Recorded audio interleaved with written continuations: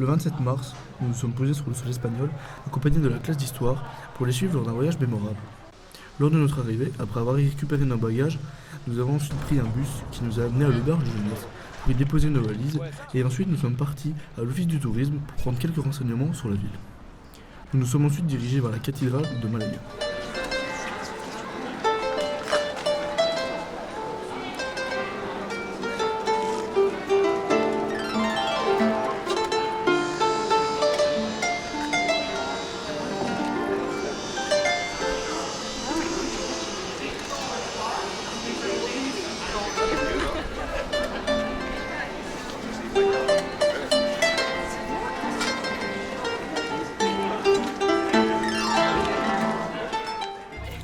Nous avons ensuite visité un lieu très ancien qui nous est présenté par Justine. Bonjour Justine, alors où sommes-nous aujourd'hui? Bonjour, nous sommes à l'Alcazaba, à Malaga. Ah, et qu'est-ce que c'est en fait?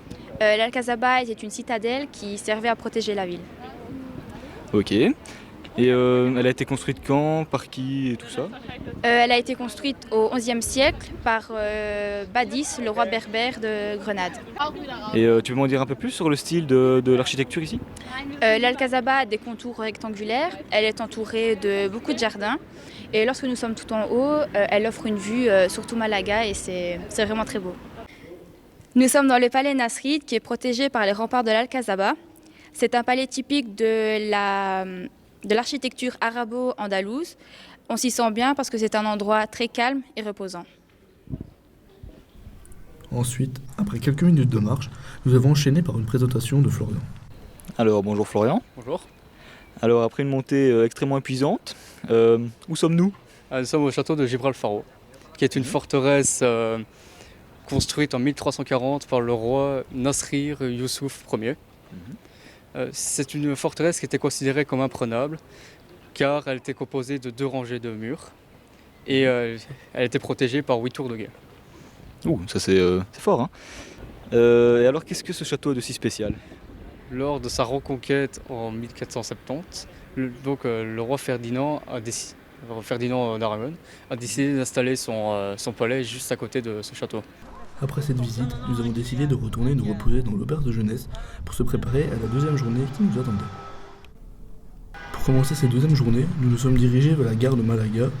Nous avons pris un train vers Cordoue pour ensuite, après 1 heure de train, visiter le jardin des Orangers et la mesquite cathédrale, qui était d'ailleurs composée de 850 colonnes.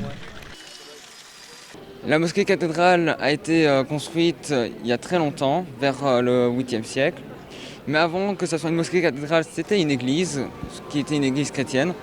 Mais au 8e siècle, les musulmans sont arrivés sous le contrôle d'Abd el-Rahman et ont construit au-dessus de cette église une mosquée qui sera ouverte à tous, juifs, chrétiens et musulmans. Mais durant le 15e siècle, les chrétiens vont revenir avec Ferdinand I et vont chasser tous les juifs et les musulmans de la ville de Cordoue et surtout de la mosquée. Ils vont construire d'ailleurs une cathédrale dans la mosquée. Et en 1984, la mosquée cathédrale sera classée au patrimoine mondial de l'UNESCO. Pour suivre, nous avons découvert une synagogue présentée par Léa. Donc ici, on peut voir la synagogue, un des plus intéressantes au monde. Elle a été construite en 1315.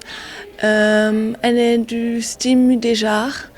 Et quand on entre dedans, elle fait 6 mètres de largeur et 6 mètres de longueur. Donc c'est un carré parfait. Pour terminer cette journée et ce voyage en Espagne, nous avons été dans un musée juif où nous avons découvert leur histoire. La culture du judaïsme à la péninsule ibérique et comment cette culture a été détruite. Voilà. Ce fut un voyage très difficile et très fatigant, mais il restera à jamais gravé dans les mémoires des élèves.